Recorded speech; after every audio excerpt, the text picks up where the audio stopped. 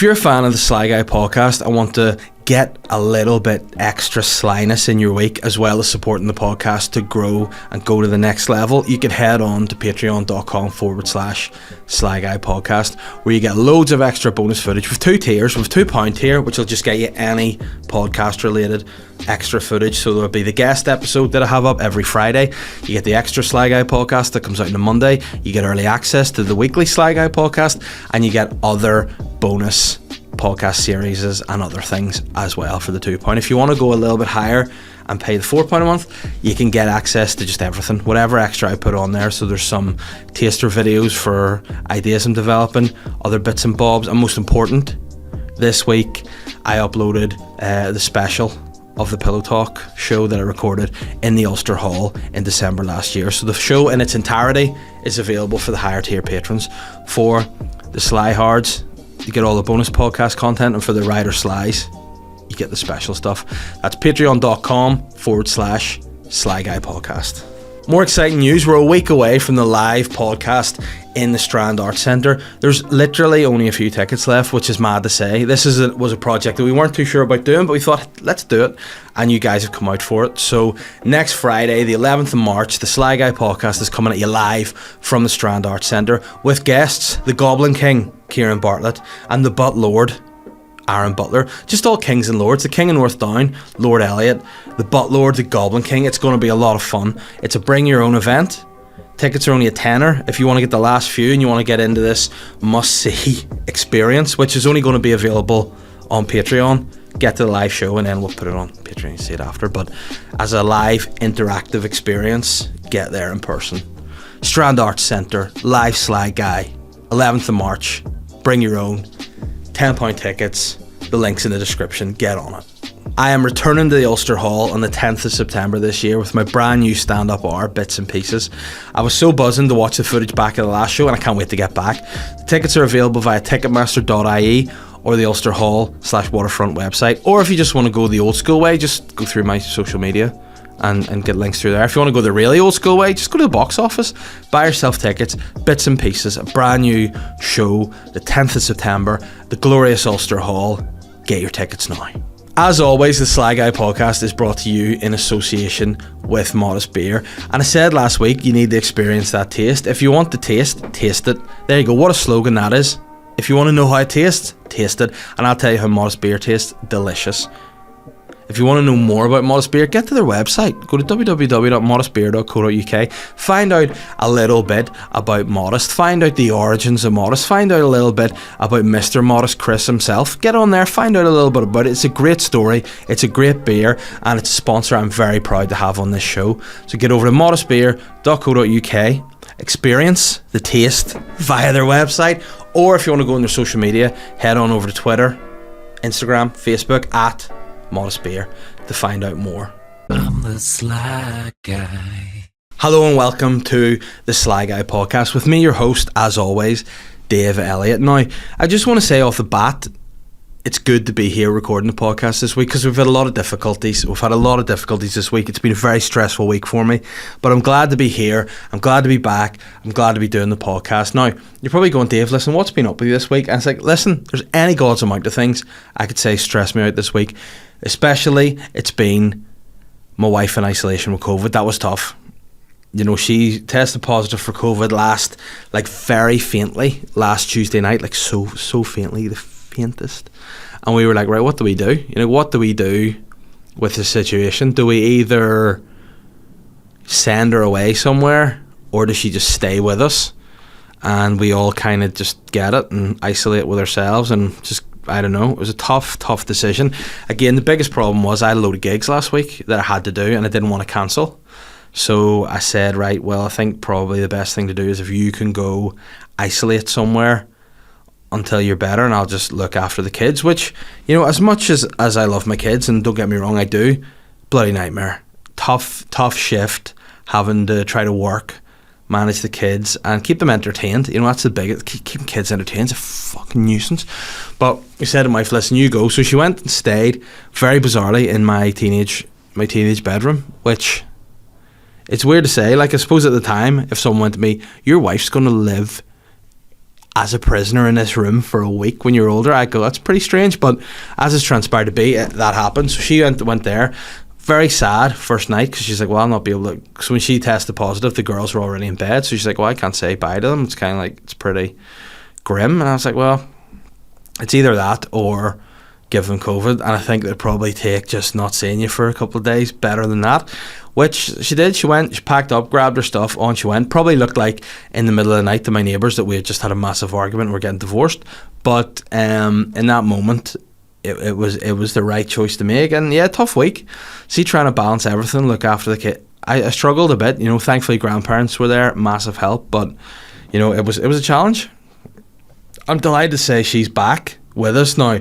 Within a day, I think she wants to go back to isolation because I think for her it was a much more enjoyable experience than it was for us. I don't know, I just heard a real weird noise there, like the building's going to fall down. Shit. But yeah, she really enjoyed it. Within it, she's like, I don't know what I'm going to do here. And within the space of like an hour, she's like, oh, I got an Amazon Fire Stick here. I'll just watch all the Avengers. I'll watch all the Marvel Universe films. And she did. I think over the course of like the week, she just had a great time. And again, I said to her, I'm sure you'll be very bored. I'm sure you'll want to come back. And like she was like, nah, it's kind of sweet. Like before I knew you, I lived by myself anyway, and I kind of enjoyed this piece. And I was like, oh, I mean, just pretend. You know, you just pretend you hate it a little bit and you want to come home. She's like, nah, it's sweet. Happy to be here. And yeah, it was a struggle, very stressed out like the whole week. And then because at the minute as well, I'm working on a project that's coming towards the end, you know, that's coming towards the completion, and there's a lot of work, you know, a lot of things you have to drop, a lot of things, get involved in it, and you know, it's a fun process, but also at the same time, whenever you're dealing with kids, it was tough. So I must admit, we've had our COVID battles. The COVID battles have been, and we're delighted to see that she's back. So I'm feeling much more relaxed, much more refreshed, and you know, happier to have her back on side. And I do appreciate her now. So my whole plan of a few weeks ago to, you know, get a divorce and sneak away into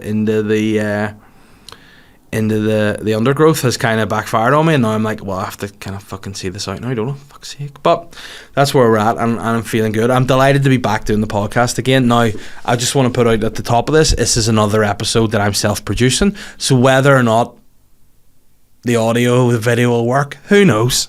I hope it does, and if it doesn't, listen, I try my best. I've a lot on my plate. I'm like a gourd at a Chinese buffet. I've just too much on my plate, and I try to do. But anyway, we'll cope. It'll be alright. The guest episode's been doing really well on Patreon. Again, apart from when I bossed up the audio on Mickey's episode this week, apart from that, it's been going really well, and I'm glad for everyone that's signed up. So if you're a new patron, thank you. If you're an old patron, cheers. And yeah, just hope you're enjoying the content. And if you're an upper tier patron, hopefully you enjoyed my stand-up show from the Ulster Hall that I put up this week. You know, it's the first proper full-length special, if you will, that I have posted anywhere. So it's a little bit strange, you know, to get it up there. But you know, that's the business we're in. We have to just kind of get, you know, put ourselves out there. Sometimes when we don't feel comfortable with it, you know, sometimes you're like, oh, what am I doing this, or you know, is this good enough? And you know, you stick it up there, and it is what it is, you know, in many respects. So I'm delighted to have that up. There'll be some clips just going out and about there to promote the new show, obviously. I mean, I'm not just putting up clips for banter, you know, because then I'm like, oh no, I'm inviting criticism here, which I hate. So, you know, it is what it is, but a lot of fun. And I'm not having a good time in this bottle of water. I don't know if anyone noticed. Before I started this episode, I took a drink, and whatever way this bottle is constructed, I've spilt all down my face, all down my beard, and I'm wearing a grey t-shirt, which is not the ideal colour t-shirt to be wearing if you're a jelly-mouthed freak like me, you know. But I'm trying to get water on board here without spilling it all down me, so 1 second. Which, by the way, I did at my Ulster Hall show. First drink of water I took on the night, poured water all down my face. Not ideal. But listen, you live and you learn. I won't have a squeezy bottle on stage me again next time I do it. So there you have it. So apart from the positive news about getting my wife back, posting my first special online, wow. It's been a bit of an iffy week, hasn't it? In terms of the world. Like this morning I woke up, again, for reference, we're recording the podcast on a Wednesday here, which is very late in the day. But as life would transpire to bite you in the butt, you have to just adapt to these things. So this is being recorded pretty late in the day. But as I record this, I woke up this morning to see that the Russians are just still flat out attacking Ukraine. They're just flat out a 40-mile convoy, which is extreme. Like, that's longer than what you would see on the motorway when a tractor pulls out. You know, that's worse than that. But for whatever reason, the news are like, oh, by the way, Putin's just sending in a 40-mile train of tanks, and we're all like, nice one, bro. You know, no one's going in and being like, hey, got to stop this. But the only people that are really laying a smackdown are the Ukrainians. I think the Russians, the guys just were like, listen, these guys will go in, fold them, get out of there, wee buns. I think that's what Putin said in his actual meeting. I think if you got the minutes of his war cabinet meeting, he would be like, we send in, I don't know why I sound like Vladimir Klitschko, we send in the people, we shake the hand, we send them in, we take what we want, we leave, Jose Mourinho, we leave, and we buns. They're like, sorry comrade, what did you say? I said we buns. It is a wee buns for us to go in to the Ukraine and to take over. Gordon, I don't know why I'm turning Gino de Campo. Gordon, for fuck's sake, Gordon, what are you doing? We go in, we buns, we leave. We leave, little buns, and go. But then the Ukrainians are like, I bollocks, Putin. You're not fucking taking us. And they're a brave bunch of people. But I do think someone else has just got to be like, here, Vlad, hey, stop it. Now, I want to be careful here because who knows who listens to your podcast. There are people out there, you know, snakes listen to it. People, you know, there should be people like sending clips of your podcast to people and all and being like, listen to this. And they could be sending it to Putin. They could be like, listen, he's slabbering at you, Putin. I just want to say, hey, Putin, if you think I'm slabbering at you, if you win and you take over, hey, you know, I'll not slabber anymore. I'll be your court jester for free. You know, I'll be your court jester, FOC, as long as you don't kill me and my family. There you go. That's where we're at. But the Ukrainians, unlike me, brave guys. And you're looking at other world leaders being like, what are you going to do to help? You know, they're like helping them, like Elon Musk's giving them free Wi-Fi and all, and they're probably like, thank you for your support, but I kind of want out of here and get Russian to leave. But they're doing what they can, and I just don't know what the next option is. Like, what are the world leaders going to do to help these guys? It's kind of frightening to see. And then Putin being like he's just like, yeah, I'm going to put the nuclear reactor on alert. We use this to, and then I'm like, well, I don't really know a lot about anything. I don't know anything about science, especially not chemistry. If that's what that is, it could be physics, it could be both, it could be, wow, there you go. I mean, this is just a stunned moment. It's nuclear war is full science. It's chemistry, physics, biology, all in one thing. And again, whenever he talks about nuclear, I'm like, oh, how far is he going to nuke? Like, if you remember, some nukes are better than others. Like, some are like, and I think the Russians have, per country, the number one stockpile of nuclear weapons. Now, I think if NATO ganged up together and the rest of the world, they have more accumulative nuclear weapons, but the Russians have the most per country. So I don't know how they're going to stop that. Like, but then again, like I say, they could be shit. If they were like Kim Jong-un, so remember he launched a nuclear weapon. He's like, I'll try this, boom, and it was like, I just fell in the sea, and he was like, bollocks. You know, that's an awkward one. Like, if Putin was like, you may watch it, or I'm gonna fucking nuke you, and drops in his own city because Russia's so big, he'd be like, bollocks. I've just taken out fucking Donetsk, even though that's not in Russia. Bollocks. Is that Ukraine, Shakhtar Donetsk? Yeah, probably. I've taken out, I'm trying to think of places where World Cup matches were. I've taken out Moscow. Oops. If it was like that, major problem. But I imagine they're probably better than that. So Russians are into that kind of thing. So I mean, I don't know what they would do. Like, if I was the leader of, I mean, if I was Boris Johnson, the only way I can see you resolve it, like, the only way I can see resolving this crisis is if you get on the phone. So you're Boris Johnson, you pick up your phone, you're like, hello, yeah, yes, hello, is that Paul? And then another line of phones like, yeah, right, Boris, mate. It's like, is that Paul Gascoigne? Yeah, right, it's Gazza, mate.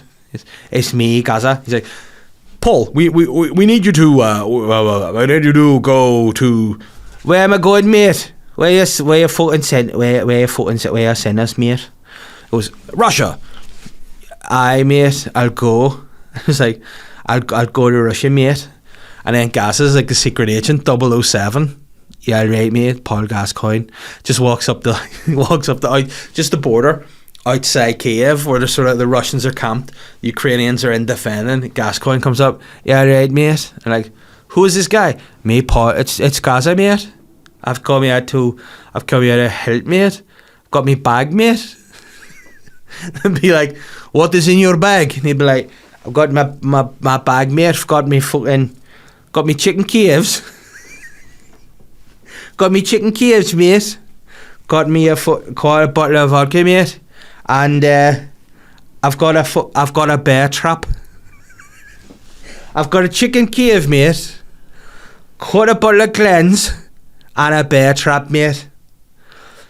And I'll just go and I'll say, Putin, Vladimir Putin, stop it, mate. He'll say, aye.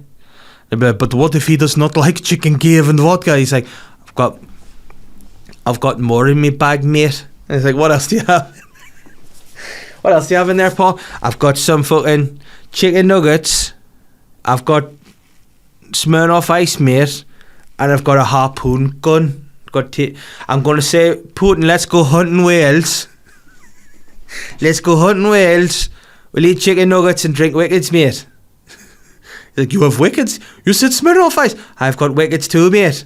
I've also got I've got Billy Bear ham slices, mate. Got wickets, and I've got lobster pot, mate. I've got Billy Bear faces, orange wicked, and lobster pot, mate. And you've got a boat. Take us out in your boat, mate. Take us to your boat, and we'll sort it out. And then they would be like, "No, I can't sort it out, Gazza. That's not going to work." He'd be like, "Alright, well, I'll go home then. See you later, mate." And they'd be like, "Oh, thanks for the effort, Gazza." So send Gazza. Gazza's the only one that can solve this situation, because he's got a lobster pot, mate. I mean, I think above all else, it would baffle people. You know, it would leave the Ukrainians being like, and the Russians being like, I do not know what we'd fight for. Gascoigne came with the Billy Bear face. He came with the Billy Bear face. He came with the Billy Bear face and the Smirnoff Ice. I do not know what to do. And again, I'm turning into Gino D'Acampo. Gordon. For sake. You know? That's the only way I say it, but it's scary biscuits. Like, joking aside, it's terrifying. Seeing it in the news, you're going, oh no, what's going on? And then you're looking at our own news being like, oh no. You think it's bad in Russia and Ukraine, and then you look at our news and it's like, somebody said that Jeffrey Donaldson might have thought about joining UUP, and everyone's like, ah. You know, people are there's a full war over there, and they're like, Jeffrey Donaldson thought about meeting with the UUP. They thought about meeting with the boys, you know. They thought about meeting with Dougie, and then they're like, nah, I didn't. Whereas full World War III is about to kick off, and we're worried about a wee meeting with Jeffrey. But to be fair, I would have liked that from Jeffrey. You know, it'd be good banter for him to just go, you know what, Poots, I mean, if you're losing a leadership election to Edwin Poots, you're probably going, fucking, this party's not for me. Like, if they prefer him to me, nah. I'm done. You know, I'm just totally done. I've done my best. I've had enough, but I'm done. And you know, Doug Beattie, he was like, listen, you know, Doug Beattie's an absolute, like, he's a mug-off merchant, and I like it. He's like, hey, listen, you know, come on over, we'll have a meeting, there'll be a lot of crack, you know, come on over, you come over, I'll have a beer, you have a cup of tea, Jeffrey. The missus has made a fucking load of ham sandwiches. You come round here, a missus has made a load of ham sandwiches, and you've got a wee fucking flask of tea, I have a pint, let's do it. And Jeffrey was like, no, Pootsy made a mistake, and now I am in, you know. So very amusing. Oh no, speaking of amusing or non-amusing, oh no, I've just got an alert from BBC News, not to me personally, just from my thingy, and it said they will bomb the whole city to ashes, civilians under fire in Ukraine. And yeah, here's another thing, the Ukraine are accusing Russia of war crimes. Fucking yeah, obviously. You know, this is the thing that I didn't learn till recently. I didn't know that The Hague was like a proper court. I thought that like back in the day when people were like, oh, they need to go to The Hague, it was just a nickname they gave the former Conservative Party leader William Hague, and he was just the number one guy who made decisions. They're like, you stepped on line, you need to go see The Hague, and he was like, I am William Hague, former leader of the Conservative Party, and I have decided that you are guilty of war crimes, Vladimir Putin. I mean, by the way, for an effort, decent impression. William Hague, the former leader of the Conservative Party, says, you, Vladimir Putin, are a bastard. You're a bastard. Bloody bastard. Not a bad effort, but yeah, I think William Hague himself had to just look through the files and be like, guilty. This guy, but no, it's a full court. But yeah, it's interesting, isn't it? It just shows you that Putin has some kind of, I mean, I say some kind of power. I mean, he's the most scary, evil dictator in the world. But, you know, it is what it is. Now, again, as I've said before, don't always listen to what you see, you know, online or here on the internet. But I read a thread about a guy who lived in Ukraine, and he was talking about, like, how Putin sort of came to power. And I mean, it's very Adolf. You know, what Putin has done is very Hitlerish. And it's worrying, you know, because I think when I read this thread, it made a lot of sense, you know, in terms of you can see why Putin did what he did, because he's a mental guy. But it was like when Boris Yeltsin was the president, like he was sort of a worldwide laughingstock, really. People were like, oh, he's an old drunk guy, and fucking he's Baliks and all, and Russia's in tatters, and after the fall of the Soviet Union and all. Then Putin was like a super nationalist, and I mean that in terms of he loved Russia. He's not Nara. Well, as far as I know, he could be, but he comes out and he's like, I'm so scundered the way he's got on, this drunk bastard, fucking making a fool of us. And then he's like, he came in, took over. It's like, I'm going to get people earning more dough for a start. You know, I'm going to put more food on the table. The civilians are going to love me. Then he's cut off all the like booze, on street booze vendors. Like, nah, it's going to stop. And then he just started like controlling the media a bit more. Be like, nah, you know, not having that. Then he got some, you know, political opponents, and then weirdly those guys kind of disappeared, and you're like, oh, that's a bit weird. And then he's sort of like, yeah, what I'll do, I'll just maybe take over the news, I'll just do this. Also, I'm going to change the rules around being president and prime minister, so then whenever my official term of presidency ends, I'll just become prime minister for a couple of years, then get back to president again, and then I'll kind of like just start doing other sly things in other parts of the world. Like, I'll just start poisoning people I don't like on British soil. You know, I'll just fucking send over my agents, poison them, send a few people into other countries, kill a few more people, like invade Crimea, do whatever I want. And people are like, alright. And I think the fact that they just let him away with all that, now he's like, well, I'll just do whatever I want. And that's it. I think that's very important. Like, I think as a parent, that's an important lesson to put out there to your kids, is to say, don't be like Vladimir Putin, guys. Step away from the P-man. Also, you know, if you're going to like discipline your kids, make sure they know right from wrong. Otherwise, hey, they'll just keep doing whatever they want, and you'll end up in a lot of trouble. And that's why I've built a prison in my garage for my kids to stay. If they're bad, I'm like, hey, listen, you go to prison. You know, you snatched something off your baby sister. Prison for 2 weeks. How about that? You not snatch again. So did you just answer me back? You're not going to eat your dinner because you're too full. Prison. And that's the only way to discipline kids. Prison. Now, again, I find it hard to not want to call my prison the gulag, just to, you know, be more contemporary, but it's just a prison at the minute. I'll tell you what, my girls are two really well-mannered young ladies. Absolute chancers, but well-mannered, and that's because I put them in prison. So what I'm doing is saying, world leaders, put Putin in prison. You know, put him in prison, or, you know, just stop being like that, you know, that William Shatner meme. You know, that's what the rest of the world seems to be doing with Ukraine at the minute, being like, oh, it's terrible, do something. Come on, guys, let's go. If the bloody Klitschko's and Lomachenko are at the front line and Usyk, like they're real life expendables, those boys, fucking heroes. Let's help them out. I'm just worried now when they're with a 40-mile convoy. That's a lot of tanks, and it's scary. Hopefully they'll run out of petrol like the first few did. Stupid bastard. But yeah, solidarity with the Ukraine. And stress is high, and let's hope it all fucking ends soon before there is genuinely a third world war, which would be such an inconvenience for us all. Thought lockdown was bad. Imagine literally a world war. Gross. I think that's probably the most underplayed reaction to a world war ever. Stinking. But that's where I'm at. That's where I'm at right now. And anyway, now, as much as that was very negative, there have been some things righted in the world, I want to just say. And if you recall a few weeks back in the podcast, I often advise people to review the podcast. I often say, listen, people, let's rate and review. It helps the podcast. Let's get it out there, and let's see what we can do. How about that, you know? And then a lot of people have been giving really positive reviews. I know that the fans of this podcast are really good, and you know, I love you guys, I really do, but I think some of the reviews are a bit frustrating.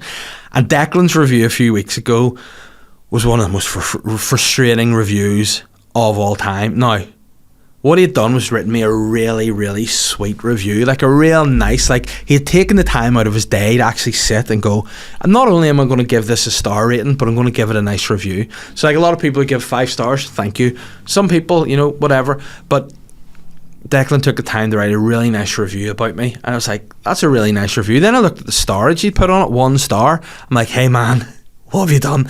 And then that affected everything, so that dropped me from a 5-star show to a 4.9. I was like, because it was the only 1 star I got. So he'd reviewed that, and now thankfully I called him out in the podcast. I said, listen, Declan, what the fuck you at? Get that fixed. Get it fixed.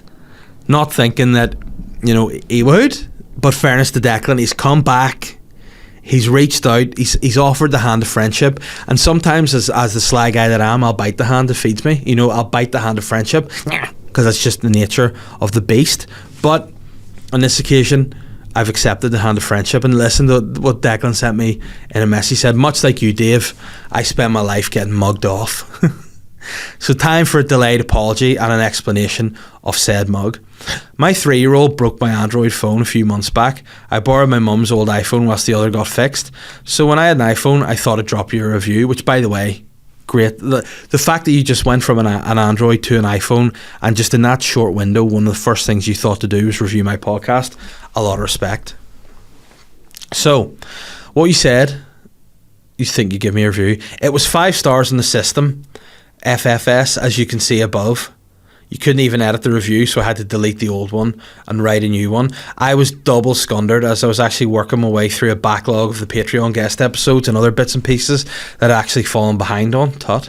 And I'd fallen behind the main pod for a few weeks, and my sister messaged me to let me know I made a mistake. Now, what I appreciate about that is, my friend, see if you make an error, or you've done something where you should apologise, it's the best thing to do is just step up and just accept you made a balls up and apologise. And I respect that.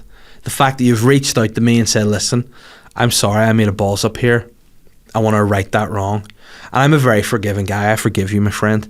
And what you've said in your new review is you've given me my rightful title as a headline, the King of North Down, and you've said, finally got sorting out my review. I was tempted to write an awful review and leave a 5-star to give equilibrium from a previous faux pas, but I couldn't tempt the fate, especially whenever all I want is to spread praise for Big Dave. And now listen, you've spreaded praise there well, and I appreciate that. And you know what? And remind me of this, because this is something I'll fall behind on in the future, but whenever we do get some merchandise, which at the minute, shock horror, we're looking into doing for the first time ever, I will send you a mug, because you mugged yourself and I want you to get mugged again, but in a good way. I want to mug you in a good way, my friend, but I appreciate you doing that. Thanks for taking the time out to rectify the wrong, and that's all that matters. An apology is all I look for. All I ever look for if someone wrongs me is to say sorry. That's all. And I appreciate that, Declan. I appreciate it a lot. Anyway, I don't really know what else I'd like to talk about this week, you know, other than the listeners' questions. Let's get into them and see what the people have said. Right, okay. Fuck's sake, here we go. Gareth Owens has said, Dave, really enjoyed the gig you did on Saturday night at, I will not say the venue, but on a scale of 1 to 10, how fucking annoying were those people at the table that talked literally the whole way through everyone's set?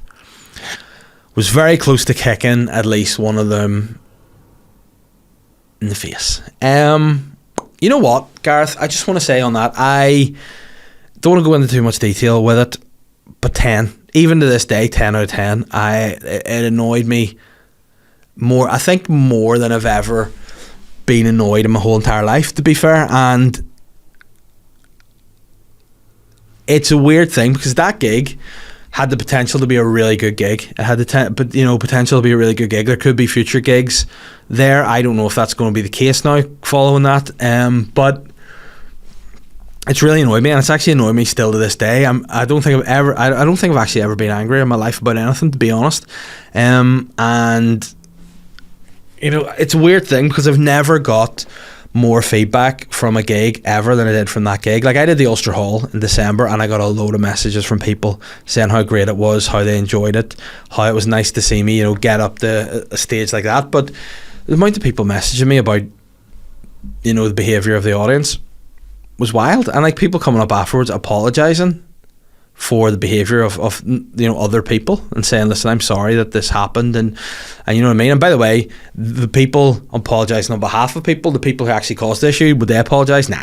So I mean, it's just, you know, it's very annoying, and it's caused me a lot of issues, and you know, made me I'm like very angry. So yeah, 10 is the answer. And to everybody else who messaged me about it, I just want to say thank you for reaching out, because again, I'm up there trying to do my job, you know, trying to earn a crust, trying to earn a living, try to put on a good show, book a good load of acts, and you know, maybe get a wee gig starting regular. And I don't know if that's going to be the case now. So I mean, I could talk about this for hours, I could get into it, I could lose my head about it, but you know, not going to. So you know, I think that's all I want to say about it, to be honest with you. I prefer really not to speak. If I speak, I am in big trouble. In big trouble. And I don't want to be in big trouble. Chris, I mean, what a light-hearted question to follow that up with. Chris Reesy, what are your thoughts on pedos and rapists? I mean, love them, mate. They're the best guys. If anyone, like, you could bring one person back from the dead, who'd you bring back? Albert Fish, mate. No, I mean, obviously, what do I think about pedos? I don't like them. I mean, what do you think about pedos and rapists? I mean, imagine someone was like, "Oh, I've never really met one before, so I don't know. Maybe they're sound, maybe they're no, I don't." But what Chris thinks about them is he personally thinks they should be castrated, then thrown into the lion's den or Chernobyl. Hey Chris, why don't you just go one better and like get the lion's den to be in Chernobyl and just throw them in there? Albeit the lions would like 4 heads and stuff, but it would be an experience. Yeah, I mean, I used to do a bit about, like, whenever I had kids, I don't like pedos. And, you know, I was like, well, not that I did before, you know, but, yeah, I just think,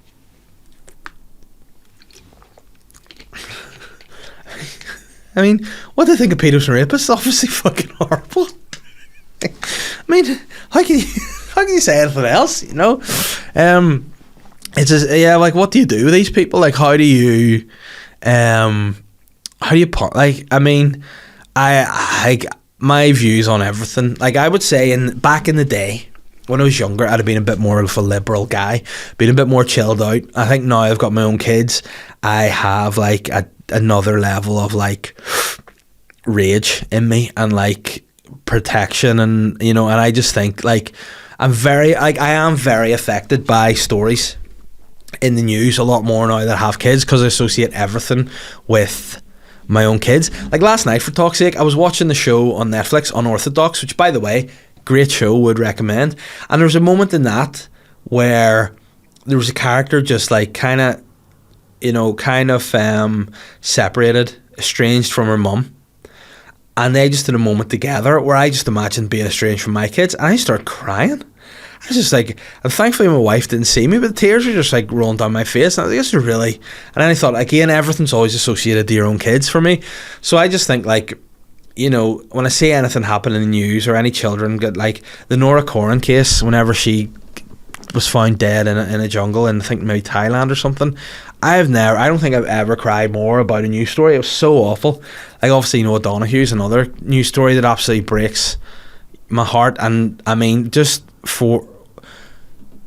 be honest with what's happened in that case. You know, just find out what happened to that boy. You know, the fact that his mother is is as brave as she has been in not only defending,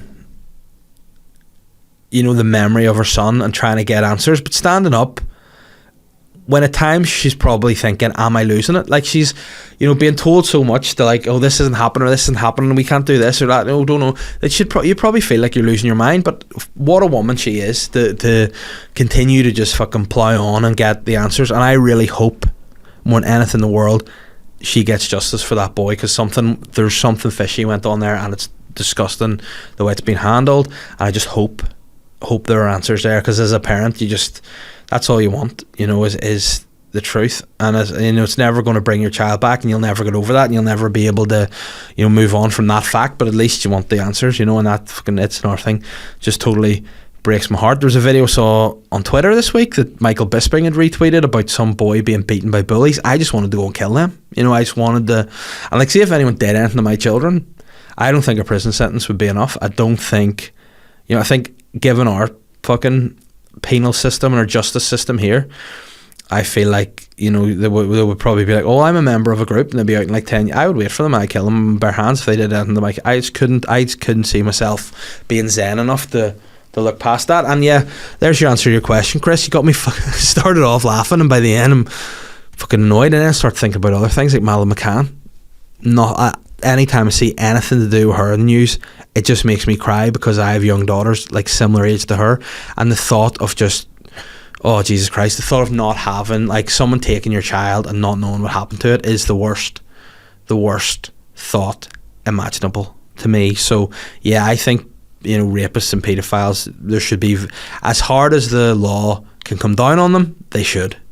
You know, none of this, oh, they can be rehabilitated. Nah, get them off the streets, get them out of the way. Do whatever you want them. I don't care. I've no time for rapists and paedophiles, Chris. There you have it. Naomi Mitchell has said, goddamn Ruskies, and sent me a link. Now hopefully this is Russians and not a breed of dog, because I don't know if that's a dog or not. Hull couple demand refund because wars made journey to Blackpool unsafe. Oh no. Staff at a comedy club, here we go. Staff at a comedy club in Blackpool claim they have had a request for a refund because the Ukraine invasion has made travel from Hull unsafe. They shared what appears to be a screen grab and an email between an unnamed couple of pensioners. You know what? There you go. That's the answer, I would say. Like, they're pensioners. And I mean, let me just see. My husband planned a trip to Blackpool to get tickets to their show, and I spoke to someone called Rob on Facebook asking for a refund. We played in full. Due to events in Russia and Ukraine, it's not safe to travel, so we're both retired. You know what? That could be funny, you know, to be like, oh, this fucking cause of a war in Russia. But see, when you're an old person, like, you do panic about stuff, and I think a lot of people don't realise the level at which, like, old people can get their wee knickers and twisted. But you know what I mean? Like, you can't panic when you're older, and I think, you know, that comedy club should have just been like, all right, guys, and not maybe put it public because Sly and the old people. But yeah, I just think, like, I know I've had like old relatives who just panic about the slightest thing. Like, see, during COVID, I had an aunt, and she was like, well, just get me all the gear I need in here, and that's fine. I'm never coming out again. And see, even after, she's not comfortable coming out of the gaff. So yeah, I get it. Michael Jardina said, hold on, just before, I was actually going to go and check my car. I've been outside too long, probably get a booking ticket. Michael Jardina said, just wanted to know if you had any funny holiday stories, either as a child or an adult.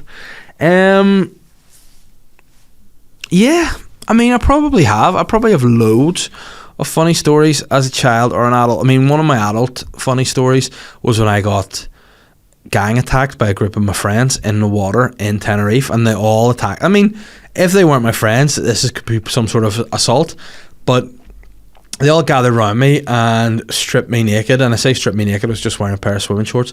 They took them off and brought the shorts onto the beach and just left them on the beach. So I was left in the water, fully naked, with no other recourse other than to leave the water to collect my shorts. Now, thankfully, this is when having a small penis comes into hand, because you just needed to, like, you know, you just cover your bits with that, and then you've got free access to the rest of your hands. But yeah, it was quite funny. I'm sure, like, I mean, one of my funniest holiday stories, which is actually quite horrendous, was the time I was out with my mum and dad. We were on holidays together, and I was an adult, so I was sort of in the same place as them. but staying somewhere different. So like we met up for a drink, and I was happy over in this bar. My mum and dad were bladdered. You know, they're bladdered on cocktails. You see all these empty cocktail glasses, loads of like wee rinds of oranges just fucking on the table, and like wee fucking mini umbrellas. And my mum was just getting a little bit mouthy. You know, he's fucking telling me all this, this and that. And we don't know how we got onto the subject of how I was conceived, because I for once certainly didn't bring it up. But then my mum was like, "Yeah, Christmas party." And I was like, "All right, sweet." And then she started going into too much detail. She's like, "You're born in September, 9 months after Christmas. Santa wasn't the only one that emptied his bag at night." And I was like, "Well, don't tell me that." And then she went on, and I was like, and you know when you're trying to be like, all right, but yeah, and you're like, your folks know that, well, no, I say no, they think they're being banter, and they start playing up to the, and being like, "Oh, you want to hear more?" I'm like, "No, I don't." And she goes, "And to tell you even worse, your sister was conceived in holidays, and you were asleep in a cot at the bottom of the bed." And I'm going, no, don't tell me anymore. Then the next day, Mum, I met her for like brunch. She comes out, sunglasses on, not really full of chat, you know, not really full of joys of spring. It's like, "Where's Dad?" "Oh, he's too hungover, he's in bed." And I was like, "All right." And then she was like, "So do you have a good night last night?" And I was like, "Yeah, I had a really nice time, apart from the time you told me you were conceived." And she was like, "No, I would never say that to you. No, I wouldn't. How dare you insinuate I would say something like that?" And I was like, "Well, you know, you told me it was a Christmas party." And she sort of got a little bit shifty, like, "What?"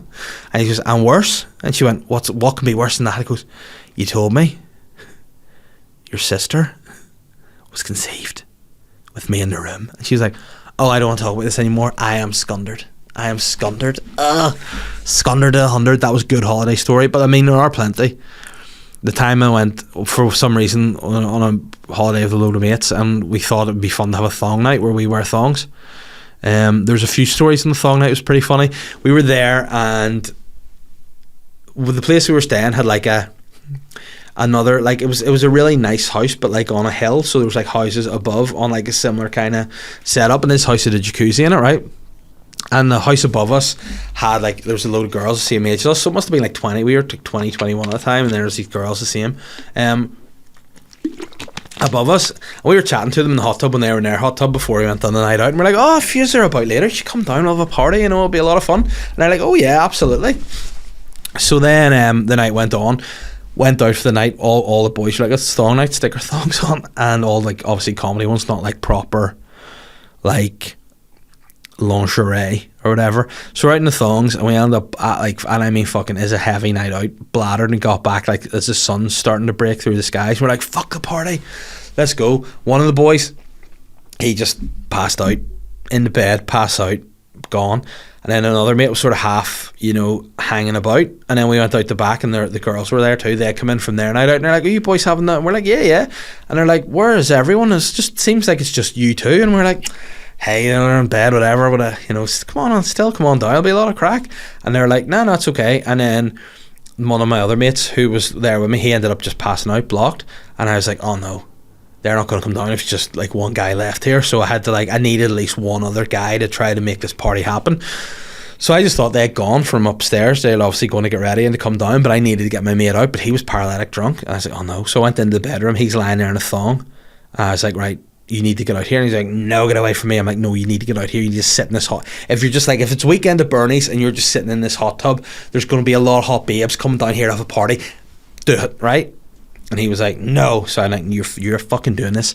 You owe this to me to be a wingman here. And he was like, "No." So I was like, you're fucking coming. So I ended up like grabbing him over my shoulder, and I was like carrying him out. Then he got too heavy, so I threw him in the grass. And then I grabbed him by the leg. So bear in mind, we're both just wearing thongs at this point. I grab him by the leg, and I'm pulling him along towards the hot tub, like Leatherface in the Texas Chainsaw Massacre, just like pulling a corpse. And at that point, I heard the girls go, "Oh my God." And I looked up, and I looked down, and I was like, this isn't what it looks like. He's not dead. I'm not just dragging a corpse into I swear. And believe it or not, the party didn't happen that particular night. But what did happen was that was the last night of our holidays. So I think that's why I really wanted the party to happen. Last night of holidays, woke up the next day with a taxi, turned up to the house to get us to the airport, and we're like, oh fuck, it was like something at Home Alone, packing everything. Again, all of us wearing our thongs still. Head to the airport. I'm wearing a cowboy hat and sunglasses, of course I am. And we get there and we going through like the check-in. The security guy was like, take off your fucking belt, por favor. And I was like, alright, took a belt off, set it in the thing. Then obviously when I took my jacket off too, threw it down, my shirt was quite short. I had no belt on, so I lifted my arms. My trousers were down a bit and my shirt was up, so you could just fully see the fact that I was wearing a thong. And the Spanish security guard was like, I don't even want to know what's going on there. I do not want to know. But that was a standout evening story that was quite enjoyable there. Lisa Yates has said, what are your thoughts on Tato releasing chocolate with pieces of cheese and onion crisps? I mean, on paper, probably stinking and gross, but I bet it kind of tastes nice.